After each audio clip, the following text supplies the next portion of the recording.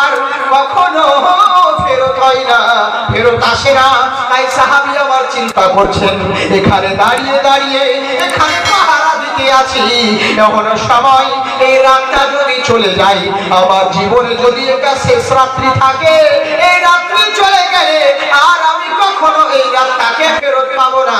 তাই চিন্তায় পড়ে গেলেন, ওগো রব্বুল আলামিন, ইয়া আকরামাল আকরামিন, মাবুদ, এই যে শুধু শুধু রাত্রিটা জেগে আমি পাহারা দিতে আছি, তো দাঁড়িয়ে যখন পাহারা দিচ্ছি, এমনেও রাত জাগতে হবে, অমনেও রাত জাগতে হবে, তো শুধু শুধু দাঁড়িয়ে থেকে রাত পার করি কেন?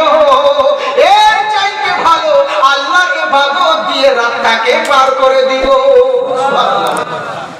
মনে মনে চিন্তা করলেন, এমনেও রাত জাগতে হবে, যেহেতু পাহারা যখন দিতে হবে, তো রাত যখন জাগতেই হবে, তো দাঁড়িয়ে থেকে রাত জাগবো কেন? এর চাইতে ভালো আল্লাহর ইবাদত